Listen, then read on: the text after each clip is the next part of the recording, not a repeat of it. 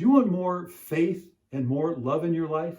Well, Paul is going to give us the secret to that here in the 2020 New Testament Challenge. Today we're in 2 Thessalonians chapter 1, and Paul is going to give us the secret for having more faith and more love.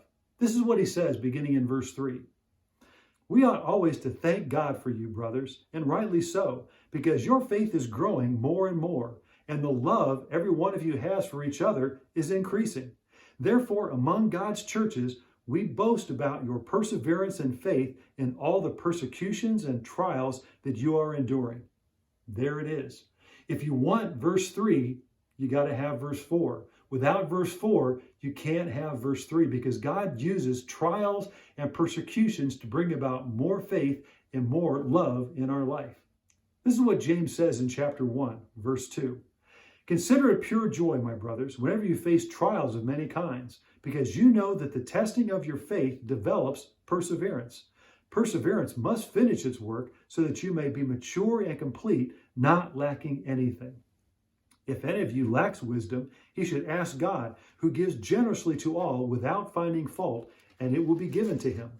So here James is saying that whenever we're going through trials, we should consider it pure joy. Why? Because we know that God is at work, and he's going to be bringing more faith into our life using that trial. Therefore, we know that God uses persecution and trials to grow our faith and to grow our love. So whenever we're going through a trial, how does this work? Well, it's because we are going to pray more and we're going to read more. We're going to seek God more. We're going to have others pray for us, and we are going to be encouraged by them because they're praying for us. And those activities are going to increase our faith and increase our love for one another. Our faith is going to grow because we're going to be trusting him more, relying upon him more. In the midst of the trial, we're going to thank God in the center of it because we know he's going to get us through it. We're going to be praying and reading and seeking him more, so our faith is going to increase. And as people pray for us, we're going to appreciate them. They're making an investment in us, and we're making an investment in them. And so therefore, because faithfulness is going both ways, we are going to be loving one another more as well.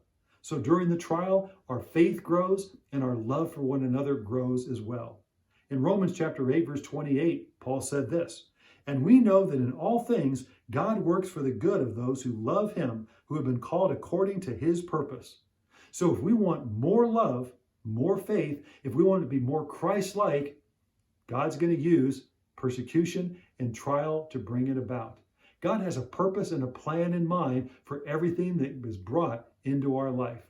And it's so that we would have more faith, more love, and would be more like Jesus. So therefore, consider it pure joy because you know faith is growing in you and love is increasing as well. God is at work. Thank you for joining the 2020 New Testament Challenge.